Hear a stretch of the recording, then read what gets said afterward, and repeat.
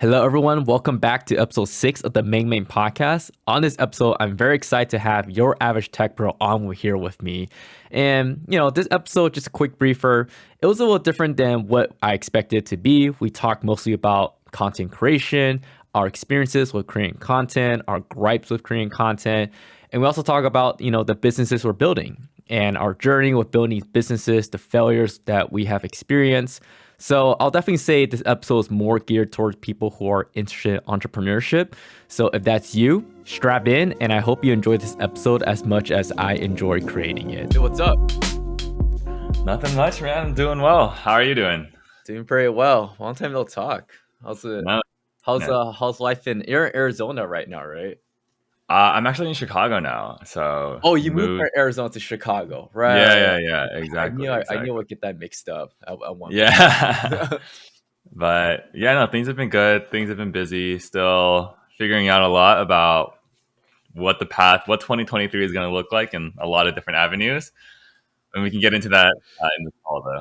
Yeah. Dude, I'm super excited for this. Like I told you, right? Like I've been wanting to have you on for like quite some time, just in general, because I feel like just from our text messages, I'm like, oh shit, I should talk to this guy on podcast. But for a long time, I didn't do it because my branding of my podcast was breaking into Wall Street. So I was just like, I can only talk to guys that worked in like finance and either still working it or like, used to work in it.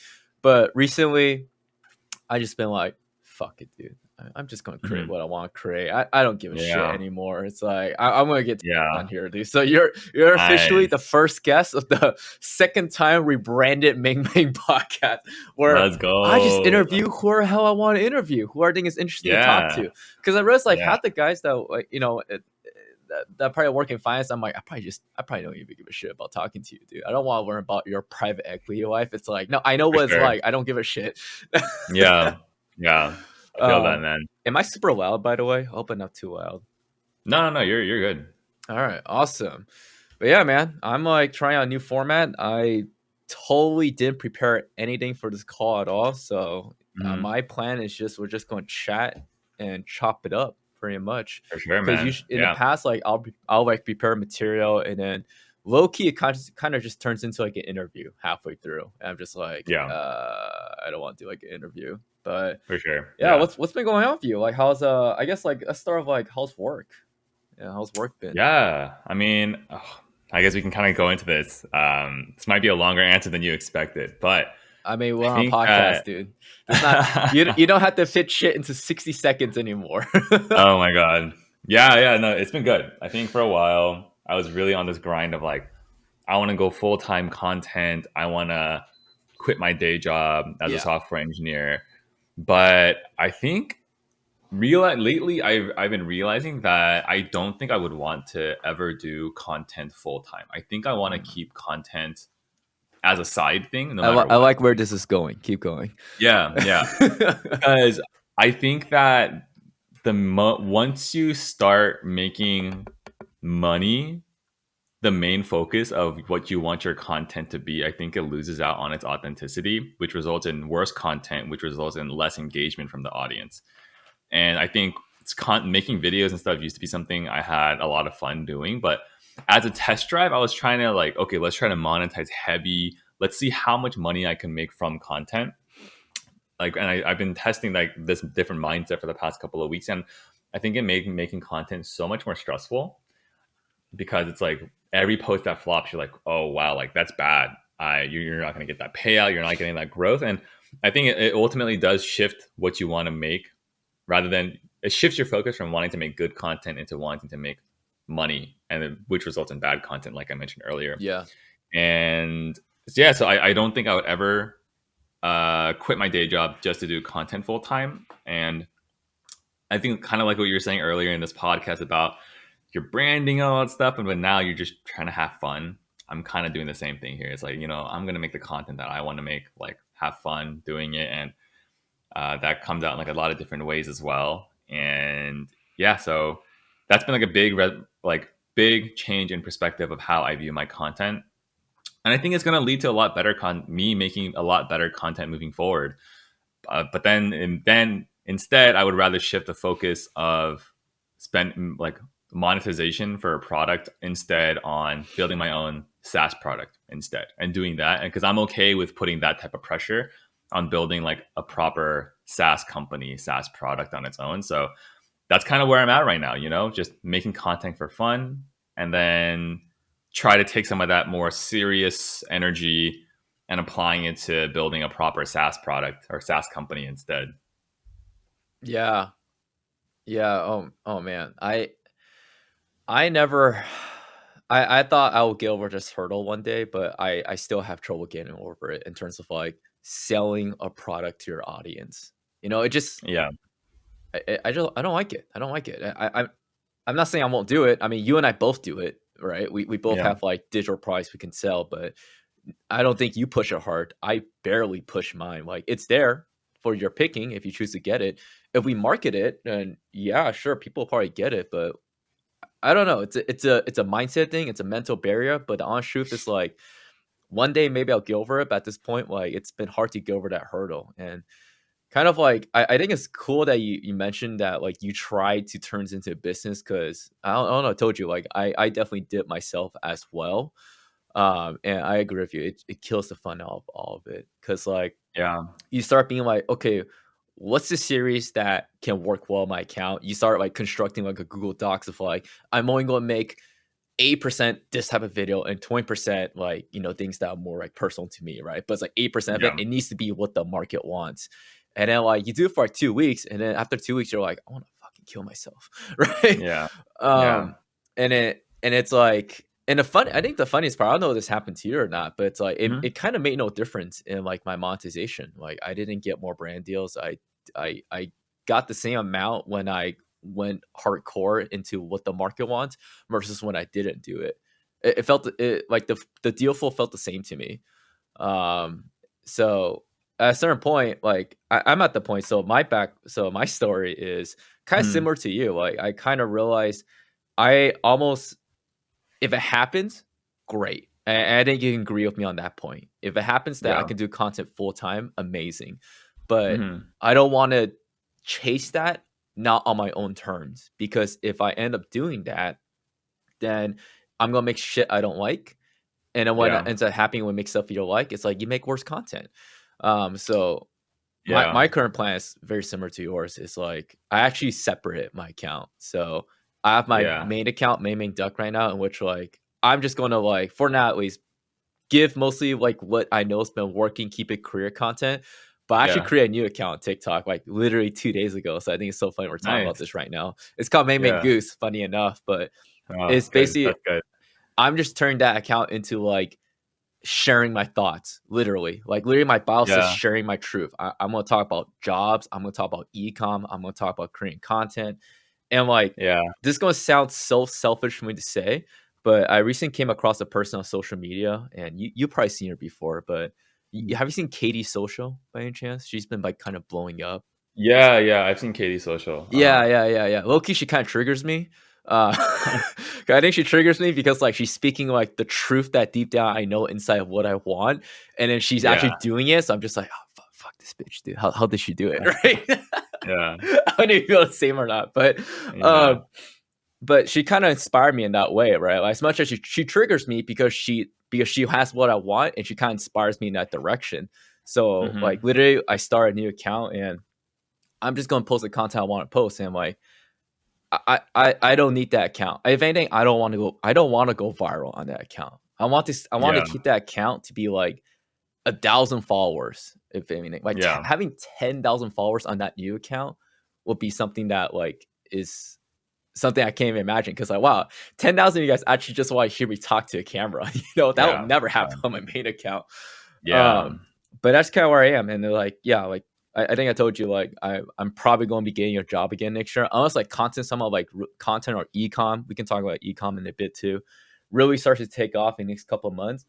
I'm probably gonna Mhm. get a job again because like it without like the stable finances, I realized like then I try to turn content into like entire business, and Yeah. it just kills it. It's like then it's like why did I Yeah. Mm, even do this in the first place, right? mhm. But we'll see what direction it goes. Yeah, no, it's interesting that you bring up how you created separate accounts because I actually created two separate accounts, like in completely different niches. Oh, okay. And Tell me about it. I've kind of been keeping it a little quiet because I wanted to Me see because too. I Me didn't want too. to. Me too. Me Yeah, too. yeah. It's like Yeah. I wanted to see. I guess it's also a part of me. Like I guess I have a little bit of a chip on my shoulder. I want to see, can I grow socials again? Was I just lucky? Was I just early to TikTok? But can I Oh do it my again? god. You know. Yeah. Yeah. So there's a little bit of that too. I was like, I want to prove to myself that it's not just a lucky thing. I can do it again and again. So I created two accounts. One of them is Your Average Creator Bro, which is actually just Nice. yeah, yeah. Nice. Um, there, I talk about just like the creator economy, like content, like giving advice on how I approach content and like things that I'm not saying I'm an expert in social media, but I've gotten some success. I know more than the average person, and just trying to teach a little bit about that as well. And it's been fun, and the traction's been slower than I would like. And Yeah. interestingly, I see I'm more successful on Instagram than I am on TikTok these days for both of these new accounts. Like Yo. I Yeah. get more views on the Instagram posts than I do on TikTok, which is so Weird. crazy. Yeah, really, really weird. And also, not gonna lie, like another reason why I made this Your Average Creator Bro account was because, I mean, you and I are pretty similar. We're in the creator economy. We're kind of obsessed with the creator economy and how it all works. Yeah. And I do see myself moving forward with a lot of the different SaaS products that I want to build. They're primarily in the creator economy space as well. So I am trying to amass an audience of people explicitly trying to become content creators. So then as I build more tools in the future, I can be like, hey, I built this one tool for content creators for myself because I found it useful. Maybe you'll find it useful as well. So that's also another reason why I built this separate account. But I think it's also just more fun having like variety of content. Like if I want to make a tech video, I'll post it on my Your Average Tech Bro video, my account. If I want to talk about the creator economy, I can post it on my Your Average Creator Bro account. Yeah. And then the third one, because the Your Average Creator Bro account still shows my face in it, obviously, because I'm still like the main face of it. I talk in Yeah. it. But that last account is actually, it's like a review account. Just like I just review whatever the hell I want, like almost like a best Amazon finds account. Because I love watching those videos. I like to think, I'm like as a tech person, I'm a big like desk setup junkie, like cool tech, cool gadgets and stuff like that. So I spun up that account. It's called Hype Product Reviews or something, Mm-hmm. where I just post like literally any type of video on any type of cool or interesting product that I find in any type of niche. And that's been like a lot of fun. It's just so different from what I normally do because I don't show my face at all. It's all voiceovers, all product shots, and it's a ton of fun. So it's just having a lot more variety, and definitely it's a lot more content and a lot more work to do. But I don't know, kind of enjoy it. So it's been a lot of fun. And also I built that account because number one, I like reviewing things, pretending like my opinion is very important and people want to hear it. And then also, not gonna lie, I've always been curious about how much do those big best Amazon accounts, like best Amazon find accounts, how much do they make on affiliate revenue? Mm-hmm. So I figured, okay, let's try it out. Like let's see how hard or how easy it is. Mm-hmm. Yeah. Yeah, yeah, Hmm. yeah. I want to get into that in a second, especially like with the product you're currently building. But before that, Yeah. what do you ever feel like you're restricted on your? I mean, of course you feel like this. That's why you create separate accounts. But like, Yeah. what restrictions do you feel like you have currently on your main account that made you like make this jump? Oh man. I think ultimately at the end of the day, I think this is something I want to work on for myself. But I think I think I'm just so affected by, unfortunately, I'm so affected by how well or how poorly a video performs. Yeah, yeah, And I'm not one dimensional. I'm not just tech obsessed. There's like a lot of other topics that I like to talk about as well. And, if I do want to post it on social media, it's going to flop if I post it on my average tech bro account. If I talk about the creator economy, because 99% of my audience does not want to be their own content creator.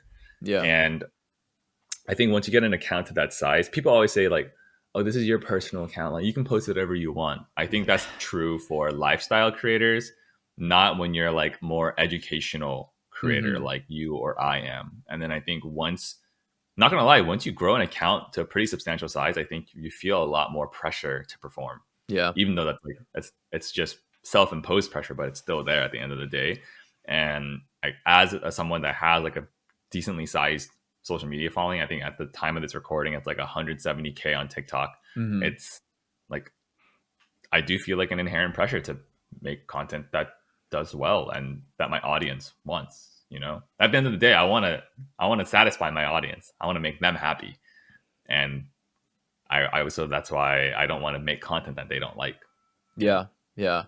And it's like, as much as we try to tell ourselves, and as much as like, we watch other people go like, oh, make what you like your audience wants you to be more than you. I agree with that. I agree with Mm-hmm. that. Like, I totally agree with that. But at the same time, it's like, it hurts, man. It hurts. Like, when a video can get over like 50K views, and then Yeah, you post like a head talking video in which you're just talking about something totally random, and then like you watch it like grow to like 500 views in the first 12 hours. It hurts, man. It hurts. It hurts. yeah. It's like, but ironically, getting 1,000 views on I have like 3 videos on my new account, and getting 1,000 views on that account, it's like, oh shit, 1,000 people want to listen to me talk about this bullshit. Fuck yeah, dude. Oh my god, it's so funny you say that because that's what I'm going through right now with Yeah. the 2 other accounts that I'm making. Just because they're starting completely from scratch, I think one of them I've been stuck at 200 views per video for a while on my hype product review channel. I was like, what? Like, why can't I crack this? Like, what's going on? Yeah. And just yesterday, I finally got a video that got 2,000 views, and I was so happy. I was like, whoa, like, huge milestone. Let's go. This is a huge day. So it's just funny how, like, the expectations change all the time, you know? Yeah. It really is. It really is. Cause like the bar for like our main accounts is just so much higher, Yeah. And it's like, I don't know about you. It's another part of me that wanted to create this new account is I I think at this point I mostly got over the fear of what other people judge me online. Like what I'm talking about, what I'm posting about. Like I'll say 9%, I Hmm. actually don't care anymore. But there's still that Yeah. 10% of me where it's like this is very vulnerable side of me of things that I really want to talk about. That Yeah. it's kind of weird when I post on my main account because a lot of my friends from college, high school follow me. And it's like, Hmm. it's not that like it's not okay they see it, but it's almost like it's a mixture of they do see it and it makes me feel a little weird about it, especially if my account and what they followed for was like this brand, this character that I created. And all of a sudden I start talking about Yeah. like personal development mindset. And it's just Hmm. like, yeah, I don't know. It's like bottom line, I mean, I probably do care. That's why I created a new account, right? Let's be completely honest right now. But like, Yeah. I Yeah. probably don't care. I don't care bottom line, but it's like it still makes me feel weird. So that's why I was like, I'm just gonna do a separate account. I haven't told anyone about it, and I'm just gonna let us do his thing, right? Like you're the Yeah. first guy I told about this, except for my girlfriend, Yeah. because Yeah. she No, listens to me totally. rant every night about content. Yeah, no, it's tricky, and I think all of these thoughts that I had, and like all the stress that I've had about content, and like you mentioned, I try not to care, but I still do care at the end of the day, and Yeah, I think it's natural. all of that stress about like content underperforming, not having that much control over how well or how poorly something performs. I mean, obviously you have some control, but like at the end of the day, you are heavily dictated by the algorithm. And I think that's what really made me realize that I cannot do content full time. It's just too stressful. I can't take that, and I don't have yeah, I just don't know if I would ever want my livelihood to be dependent on an algorithm and Yeah, views and people liking me. Because at the end of the day, when you build like a completely separate product, like a SaaS product, for example, I'm completely detached from the product. They don't. Most people won't know that I built it, but if the product just delivers value at the end of the day, people will purchase it. And I think yeah. that gives me a lot more peace of mind. Yeah. And it's like I think we can both agree that like we will happily promote the product on our page. Like may Yeah, not that much, but it's like, yeah, this is the business we built. Like end of the day, like we don't want to turn content into a business. We want to create a business and have content help supplement that business, right? To either it's interesting you promote mentioned it. that because Because and it's something we can talk about. We could, because like we create content to talk about the business too. At the end of the day, like that's kind of why I started. Exactly. I want to talk about my business journey, but I end up going down. I can agree with me. We both end up going down this direction. It's like, well, shit. We're talking about how to get into a specific job or industry instead of like talking about business journey, which is kind of what we really want to talk about, because that's what 95% of the market wants. Just by statistic purposes, right? You think about TikTok or just people in general. 95% of people just want better jobs. They don't want their own business, right? Yeah. I'm sorry. Go on. It's no. I think what you mentioned was so accurate, and I think what really solidified my decision on this and my change in perspective of how I don't want content to be my full-time like business or job is, Mark Rober on YouTube. Yeah. Did you watch his content in your podcast? Exactly. So that episode, I was just about to bring that up. This is why I had to get you on. I know it's like we consume the same exact content. Yeah. So I think the part that really blew me away about that interview, that video, was when Mark Rober said he didn't quit his job as a normal engineer at Apple until he had 10 million subscribers. And I think he also said, I was making more from content for 2 years before I ended up quitting my job at Apple. And I think what he was alluding to was like a huge portion of that was because he built Crunch Labs, his own product that he does a lot of advertising for on his channel because it's such a good product fit. And I think that's when it made me realize, like, oh my God, this guy was like, you can go to big heights. You can scale huge. He was at 10 million subscribers before quitting his day job. Yeah. That was a huge revelation for me, because I think there's a lot of people on TikTok, a lot of the social media coaches being like, quit your job, pursue your dreams, which I admire, but I think it provides a false sense of confidence that like it's going to be easy or that they can do it, And I think seeing such a big creator, I think it's like people would often think, oh, I have to go full-time on content because that's what all the biggest creators out there do. Everyone quits and they have to take that leap of faith. But for Mark Rober, clearly he did not quit. Like, he did not have to take that leap of faith. And it kind of shows that you can be a bit more calculated about how you do it all. Yeah. And like I watched that podcast too, and it's like it was kind of like, what's that saying? Like a breath of fresh air, hearing like his perspective, because like the narrative at this point, it's like, and I mean, I'm a fucking hypocrite right now because I am that prototype, right? Like, I quit my job before I even posted my first TikTok video. I quit my job before I even watched a free course on dropshipping, right? Not to say I'm successful right now, right? Obviously, like, I'm still trying to find a way to make that financially viable, but I was that guy that quit my job, everything. So I have firsthand experience of just how hard this journey could be, even if like on paper I seem successful. It's like I can make like a couple thousand every month now, where that's from brand deals. I also lose a lot of money for just e-commerce in general, right? So everything I make for content, I lose in media and e-commerce from running ads. But aside the point, but the money I make right now is nothing near what I'll be making in 9 to 5, which is like, I think the funniest part I've been telling you, like my friends and family, is like, if I get a job again, it's like, it's gaining financial freedom again, which is everyone talks about like a 9 to 5 job is like financial prison, right? You're a fucking corporate slave, like you'll never be financially free. But it's like, dude, you ever tried being an entrepreneur? You want to talk about financial freedom? A 9 to 5 job is financial freedom. Yeah, no, I agree. I think trying to be an entrepreneur, or like pursuing my dream of being an entrepreneur and trying to build my own products, trying to build my own company, that made me realize, like, wow, the 9 to 5 life is so chill and so easy compared to it. Like, it's so much easier just to work a 9 to 5 than to build your own thing. It's so, and I don't think everyone always hears, everyone always tells you, oh, building a business is the hardest thing you're ever going to do. And you're like, haha, okay, it's going to be hard. We'll see. How hard could it be, right? I worked at FANG. I worked in investment banking. Right? It's like, and then you do it and you're like, oh God, it's really, really, really hard. Yeah. I will say this though. And, oh man, we can go so deep on this topic. Fuck it. We are going to go very deep on this topic. Sure. Everyone listening to this podcast, they're going to think we're going to talk about how to break investment banking or software. Fuck no, dude. We're talking about content and building a business. I don't give a shit. This is my podcast. Yeah. Exactly. But I think like building a business, there's definitely I think there's talent to it. I think there's talent. Hmm. Like, okay, two things. Number one, I think most people fail, but everyone fails in silence, right?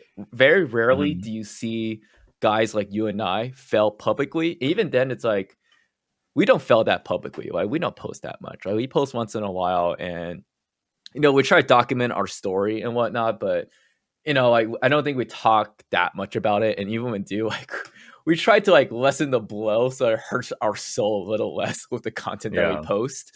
Yeah. But I mean, what I was saying is like many people fell in silence. So a lot of people that you see gain the success in like a year or two, good for them. But you know, I I I'm gonna say this is my thought right now. I might change my mind 10 years from now when I'm like a multi-millionaire or something. But I Hmm. do think there's a luck. Some people do get lucky.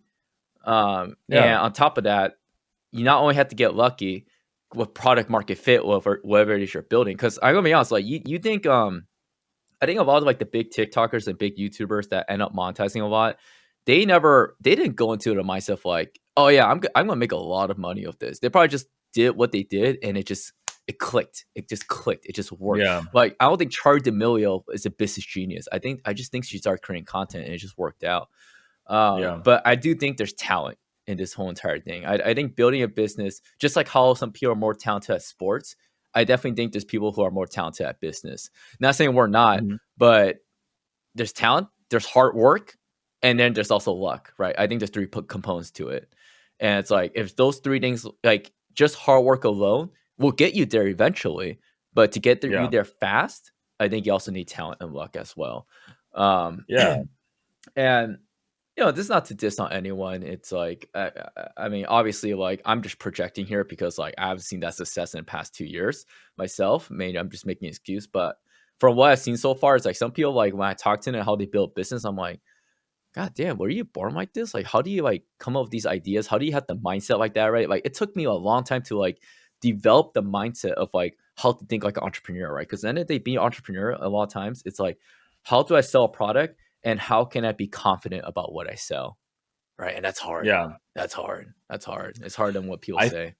I actually think that's because at the end of the day, like sometimes we sell like we make a product because on paper that's what we should do, but at the end of the day, it's actually not that good of a product. And Yeah. and I think like a lot of people there are some like cookie cutter plans of like, okay, if you're this type of creator, you build your audience, then you build this type of product. Like the example would be so many tech creators are like, you build an audience in tech, then you start creating products for like resumes or interview prep guides, Yeah. coding You tutorials. go down the tech lead path.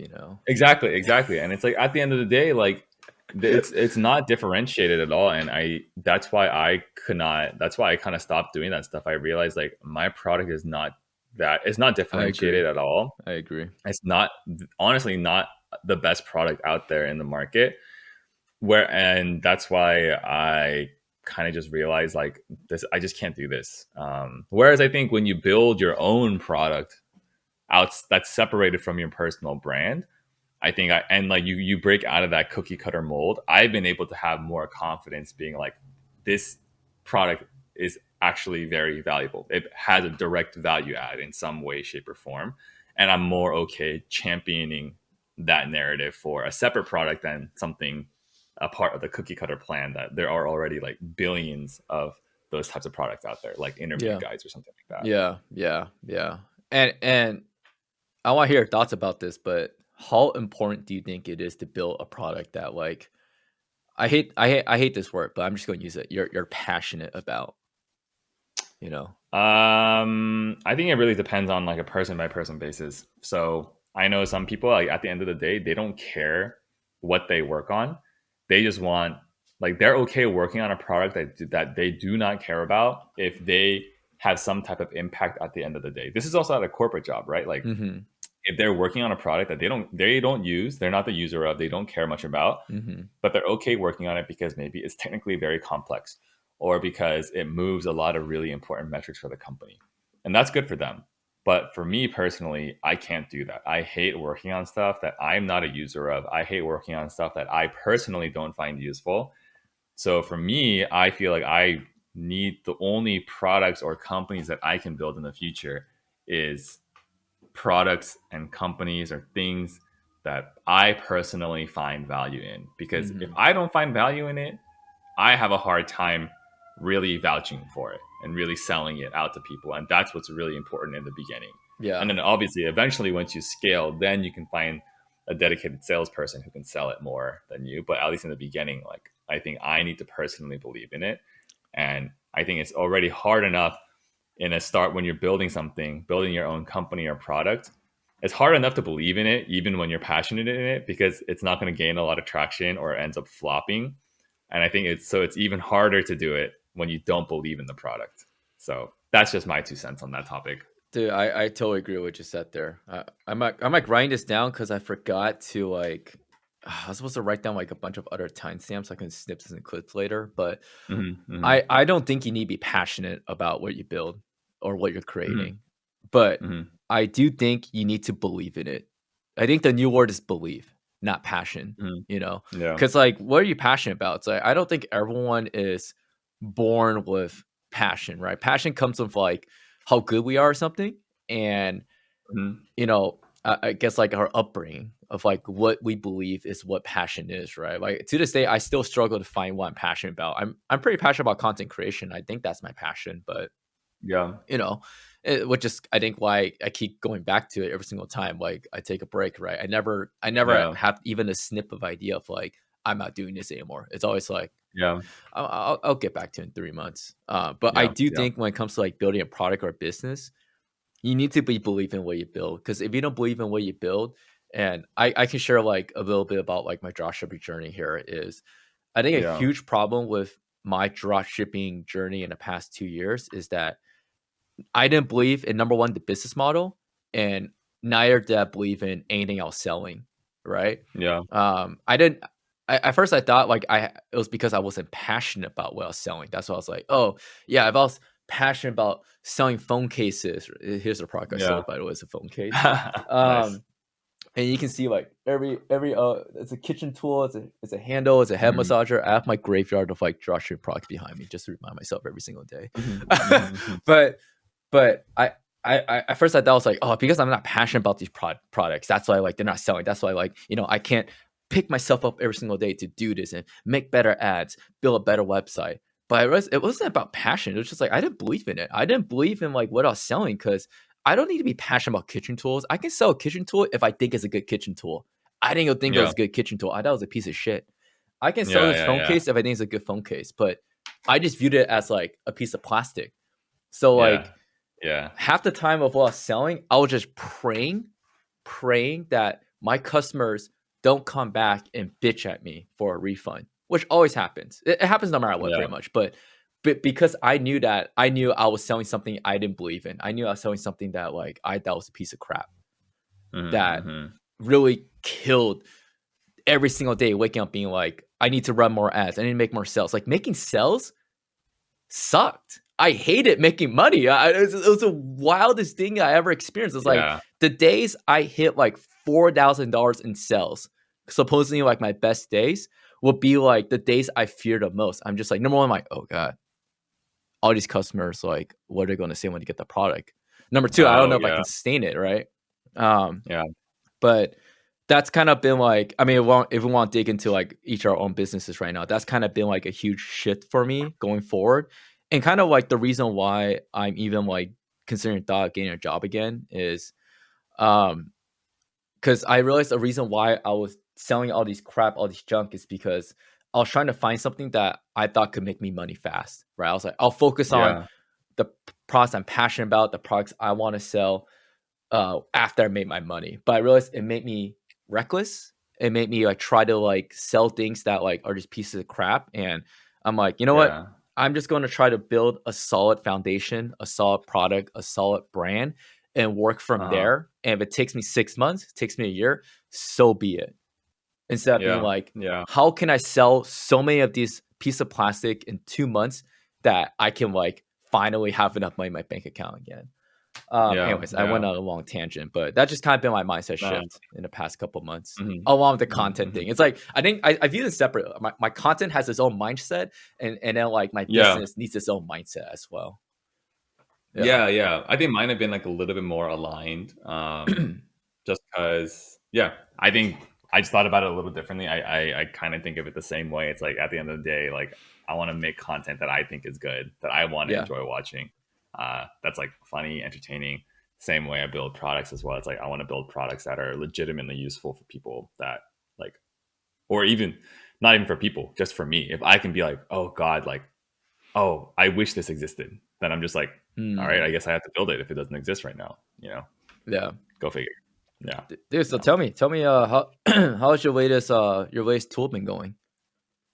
yeah. So it's been tough. It's been a long building period, and I've just for the past couple of weeks, I was really going heavy on like initial user interviews, like reaching out to other creators who might be I interested guess in I it. guess like what is it for the people who are hearing that have Oh no yeah, idea yeah. what it is? So unfortunately, it is another link in bio tool because it is such a saturated space. But I think mine is legitimately differentiated, and I think through a lot of user interviews, I've kind of found the vision of what I want, how I really like. What's the product vision of it moving forward?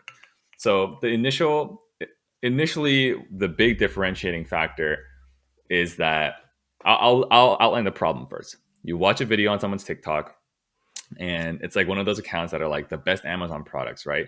And then let's say you get a video and you're like, whoa, this is a super cool product. I want to buy it. You go to the link in bio, but it is incredibly hard to find that exact product because now that everything's so algorithmically driven, maybe you'll get recommended that video 6 months after it originally posts. And then you go to the link in bio. It's just a laundry list of items. You're like, where can I find this damn item that I saw from this video? Or you Yeah. go to their Amazon storefront UI is god awful. It's so hard to find the exact product that you're looking for as well. So the product is called Linkful. It's live out there. It's linkful.app. That's the website. On Linkful, it allows creators to have like a mini link tree per post. So like let's say I have a video about my favorite desk accessories. I can create you can tie the specific all the exact links to that specific post. So it's like mini link trees per post. But what's more interesting is the fact that there's a search bar on your link full page too. So when in my videos I say, if you want to check out all of these products, copy the link to this video, go to my Mhm. link in bio and paste it in the search bar at my link in bio. Then we find that exact post and pull up that mini link tree tied to that exact post. So now so it solves the problem for the viewers because it allows the viewers to find the products mentioned in that video no matter how early or how late they viewed your video. It doesn't matter if it's day one or 1 year later. They will always have a way to find your products you talked about in that video. And then it helps the content creator out because it helps them get another affiliate sale that they might have lost out on if you did not have it. So Mhm. that's the initial product right now. But that was like a feature, not really a product, So it's like I Oh, have a okay. traditional link in bio, but then I just added this interesting part to it, which is like, oh, like that's pretty interesting. Like, and I think that's what I got a lot of feedback on as I talked to more and more creators. Everyone that I showed this like search bar to, where you can like copy and paste a link to a TikTok or an Instagram post, and to find that exact links tied to it, everyone was like, "Oh, that's super cool. I've Mhm. not seen that before. Like that's different." But then it wasn't enough to like really win them over, being like, "Oh yeah, that's good enough for me to switch over from beacons For like a link from tree Linktree." or something. Yeah. Exactly. It was Okay. cool, but they're like, it's not game changing. It's a nice to have, not need to have. Yeah, Would you but say that? then I exactly, yeah, totally, totally.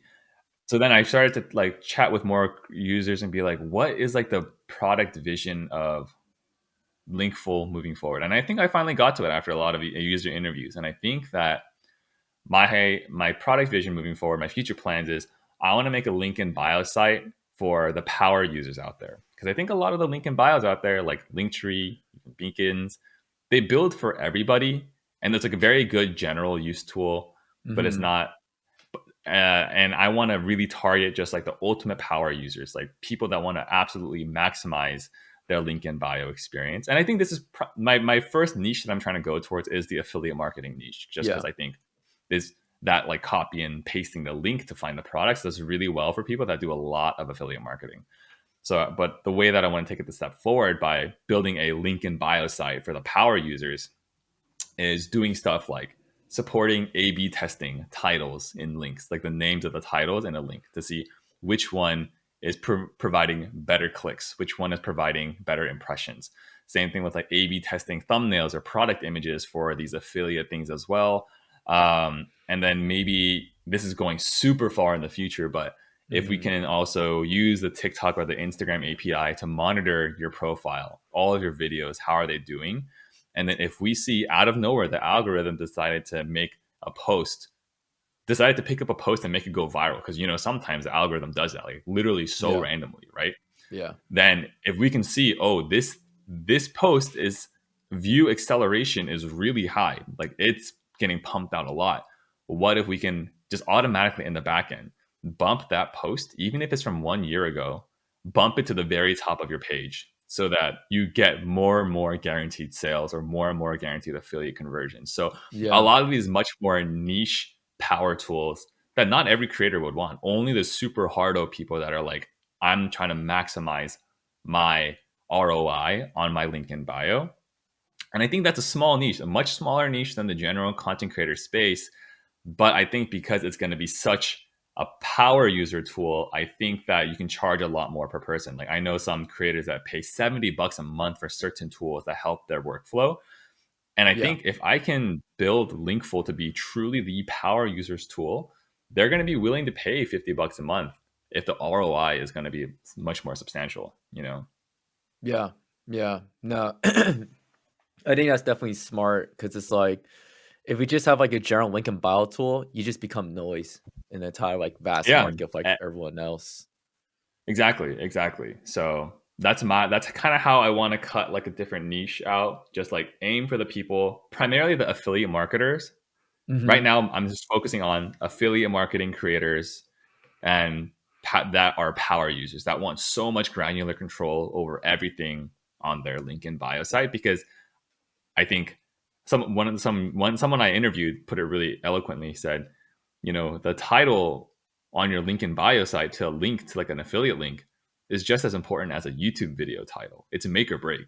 If it's not good enough, they're not going to click on it. If they don't click Really? on it, you lose out on revenue. And I was like, Mm. whoa, that's powerful, And like YouTube has there's a lot of tools built around YouTube that allows A/B testing. They don't do it for That thumbnails allows yet, though. no, They. they don't have it They don't have it natively, but there's tools that are created. Like there's third party Oh, tools that people create to help you A/B test thumbnails to see which one has the higher click through rate. interesting. So like that stuff exists out there, and the link in bio is honestly just as, especially for affiliate marketers, where they get directly more money based on whether someone clicks on a link or not. I think it's just as important in the link in bio site. How would you expand this product? So it starts out with like Amazon sellers, affiliate marketers. Who would be like if who would it be for down the line, or it just becomes like a link in bio, like a link tree? No, I mean, at the end of the day, it is a link tree. Like it is a link in bio site. Don't get me wrong. And I don't think Yeah, that this is going to be $1 billion company. I think it can be. I definitely think it can make maybe like $1 million ARR, which is sick, or a couple hundred K ARR, which as well. yeah, But ultimately, that'd be like crazy. I don't want to even think that far ahead, because it's like, who knows where the product will go. Honestly, I think it's your users will tell you where the product should go as well. And I think affiliate marketers is just the initial niche. I don't want to get distracted, and because I think in the past I've tried to create tools for just the general creator, right? But that's so broad, it doesn't really help me out in any way. So I'm just trying to narrow in my audience as much as possible. Like, let's get on the affiliate marketers, let's see what they like and build the best product for them. And then from there, maybe it could like branch out to like other niches too. But I haven't even thought that far. I Yeah, think in the yeah. end, I just want to make it like just the tool for the power user, the tool for power users, for power content creators who are super hardo about analytics, super hardo about all of that stuff. Because that niche exists out there, and they're willing to pay for a really good product, because I think a lot of them have mentioned like, yeah, like none of the link and bio sites do exactly what I want. They're okay. I use Mm-hmm. them as best as I can, but I'm still left unsatisfied at the end of the day. Yeah, yeah, yeah. You Yeah. know, there's a saying, right? It's like, be first or be different. I think Yeah. that's one of the biggest lessons I learned in like the past 2 years. It's like, if you're first to market about anything, you can just be anything you want. Like, people use it. But if you're already in a Yeah. saturated market, you just have to be different, right? This applies to content. This applies to your link and bio business. This applies to my ecom business, right? I can't just Yeah. sell It's like everything. general kitchen tools. I need to like be more. I mean, you can sell kitchen tools, but you want to be like even that, like a more niche in that. Are you like high class kitchen tools, or are you like, more Exactly. gimmicky, fun to use kitchen tool website, right? Because there's Yeah. so many options nowadays. Just way too many options in a sense. Yeah.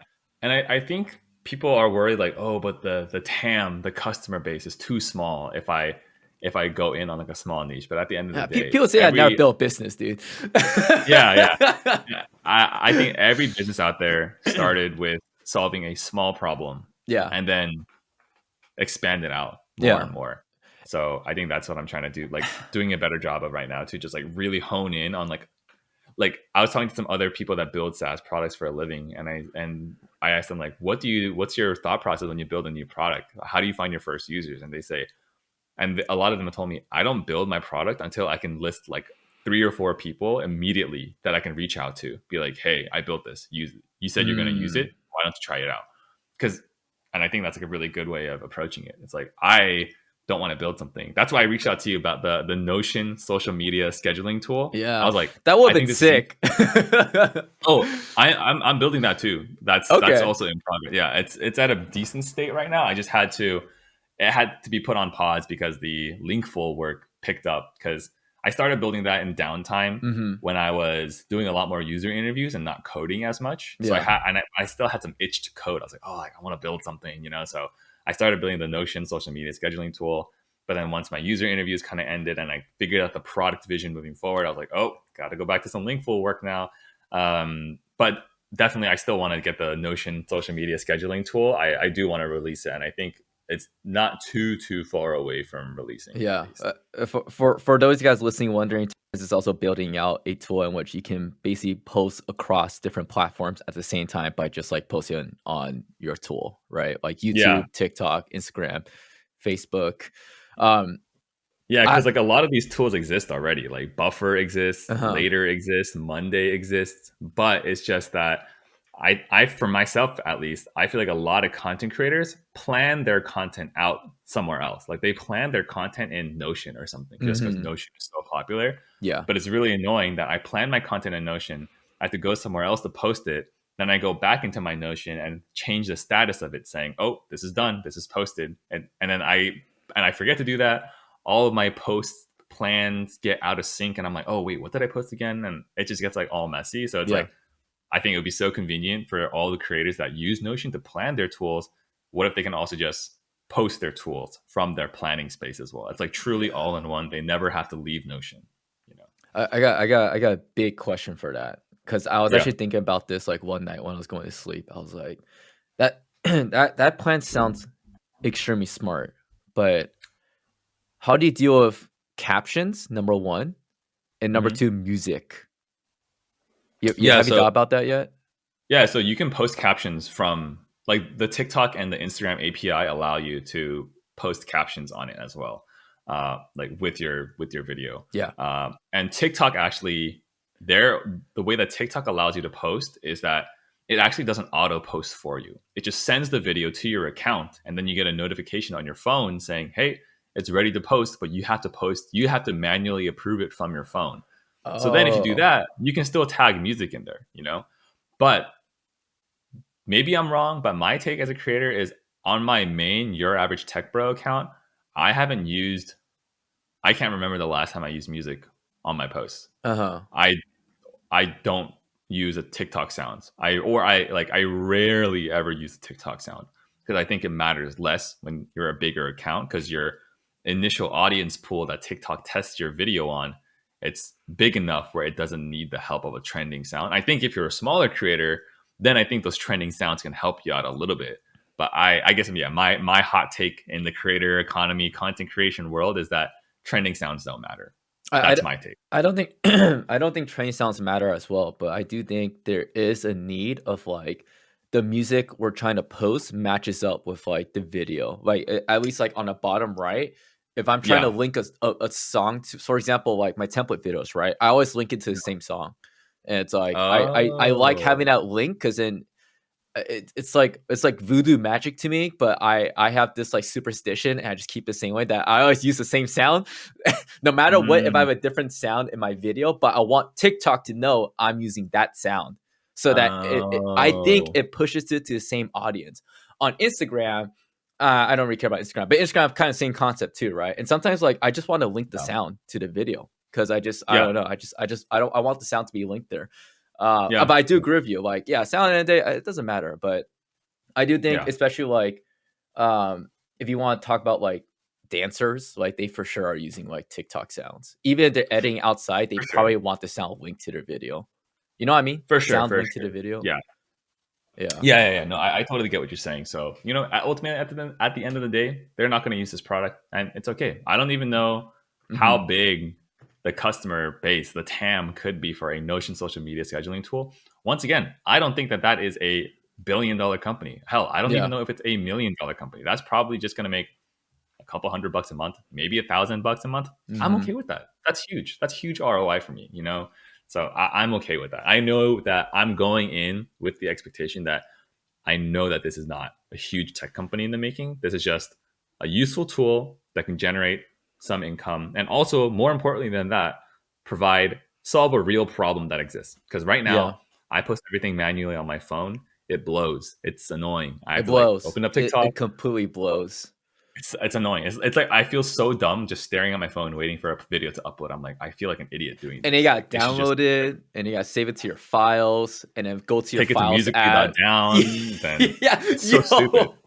I know your workflow, bro. And then you save it to files, right, on your phone, and you go to the files app, and then you open it, and you got, why the fuck did I save it to files? Just save it to my photos. Like, why is it saved to files first? Like, it's like dumb. It's so stupid. It's stupid. And sometimes the sound of video is out of sync. You're talking, but your mouth is moving differently. You're like, is this important enough? Do I need to edit this again? And then you kind of think about it. You're like, I'm too lazy. I don't care. I'm just gonna upload it. But I mean, it's there. It happens all the time. I got a couple more questions for you. What would you say is enough for you in terms of like, because I'll preface this, right? Like, I think something that's been very useful to me in the past couple of years, by couple I mean literally 2 years, is that like before I start something, I always tell myself, and I saw this in a Call Samir podcast with Yes Theory, and this is what they said. Before you start something, ask yourself like, what is enough for me? Because obviously we'll always want more, but I think it's kind of smart to say like, this is enough for me, that when you get there and you still want more, you'd be like, well, I already hit the goal that I initially strive for. So for me, like, my goal when I created content, I'll just tell you my goals for now. My goal when I create content is I already hit that. My goal is to become a content creator. And in my head, what justified me as a content creator for some weird reason is having 100K followers, that I get to go to bed at being like, I became a content creator, right? Totally not healthy, but whatever. It was a goal I set for myself. Because I think sometimes setting a hard goal for yourself is also bad, because if you don't hit that goal, you're like, oh, no, I failed, right?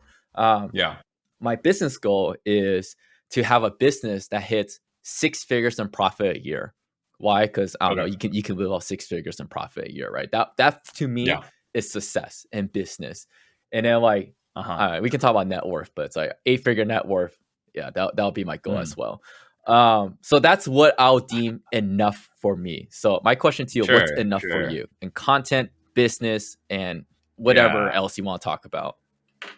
I'll be honest, with content, TikTok I feel okay with. My goal was also 100K. I'm feeling chilling. I'm feeling something about 100K. You're just like that's the goal. 100K. Like, that validates me. It validates me. But my ultimate goal as a content creator, honestly, is like if I can get a silver play button from YouTube, 100K subscribers on YouTube, Oh, I would yeah. hang that right there Every single one of forever. your videos, like everyone knows Right? this.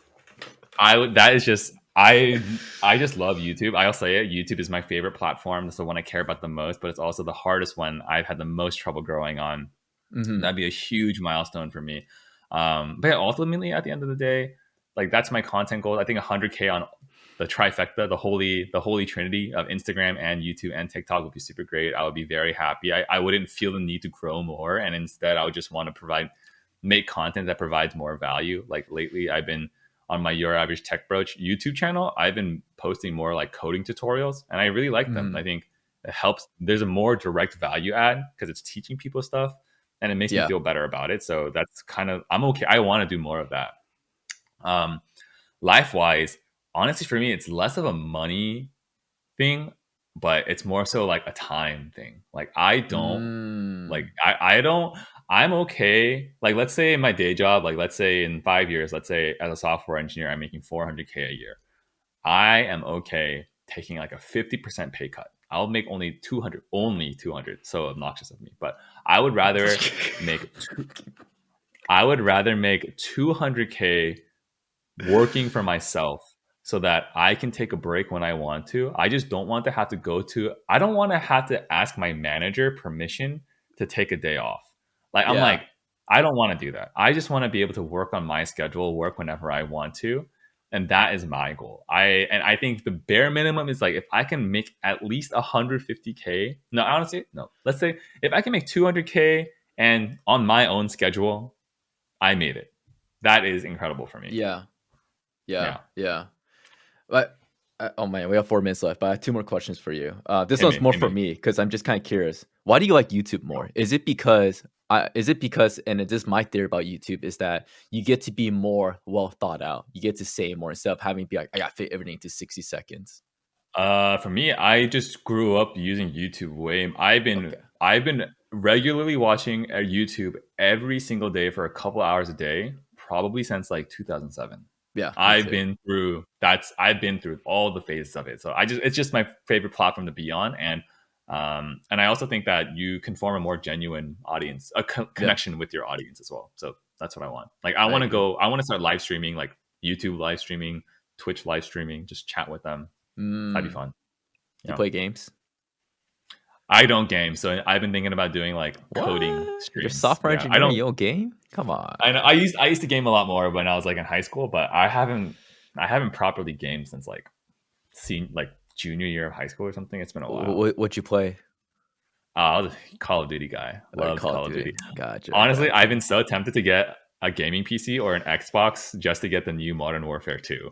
Like Yeah. I'm pretty close to pulling the trigger, but I haven't done it quite yet. Yeah. Yeah. That's like me on Nintendo Switch. Whenever I see like I can play Smash Uh, again. But I Oh, just I played Smash pretty competitively, like Melee competitively in high school. I took it very Oh. seriously. Yeah. Yeah, yeah, Oh, yeah. So, okay. yeah. Interesting.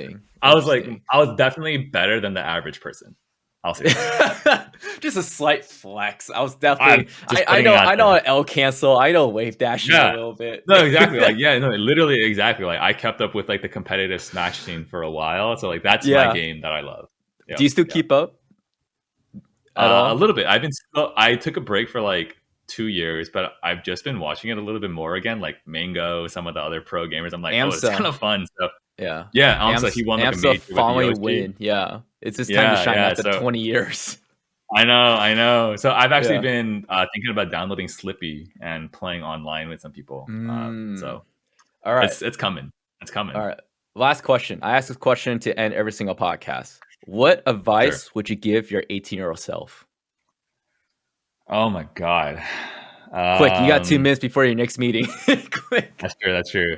To my 18-year-old self, it would be to honestly just explore more. Like don't like I think I had a huge checklist of things that I want to do, and I think having a checklist is important, but I think it's also important to look outside of it and just explore a lot more. I think I started doing that a lot in my later years of college, like my third and fourth year of college. I explored a bit, tried new things out, learned new things, took classes on different topics that I never thought I would, and I loved it so much, and I wish I could tell my 18-year-old self to do the same thing, so I could have gotten started earlier. Also, to take a gap year between college and high school. Oh, Yeah. Why? I think I would have taken a gap year and lived in a foreign country for a year, probably Korea or something, just to get that cultural perspective. And honestly, for me, just to get reconnected with my roots, since I was born and raised in America. And Yeah, there's something I wish I had a deeper connection with my motherland, but that's not yeah. there, you know. Doug, I said that to my Chinese friend once, who's from China. I'm from Taiwan, Yeah. but I told him, I was like, yeah, I want to go visit China or Taiwan with it for a year to connect with my roots. And you know, what he said to me, he's like, Andrew, What? that's the most whitest shit to say, dude. Like that's how you know. Dude, That's how you know you're American. That's like the whitest American thing to say. That's like, no, it's so funny. he's like, why do you care so much? Yeah, that's so funny you mentioned that, because my friend's girlfriend is from Korea, and Yeah. my friend and I we lived in college together. We lived together in college, and we had a Korean flag hung up in our living room, because for us we're like, oh dude, like Korean pride, bro. Yeah. His girlfriend saw that picture. She's like, what the hell? Like, this is so lame. Who the That's hell like does us that? putting. That's like you or me putting up an American flag in our living We room. go, yeah. That's so lame. That's so lame, bro. Yeah. Well, hey, this was great. We should definitely do this again sometime. I think this is a lot of fun, but I'll let you get to your meeting. Sure. But it's like, it was great chatting with you, man. You too, man. Talk soon. Talk soon.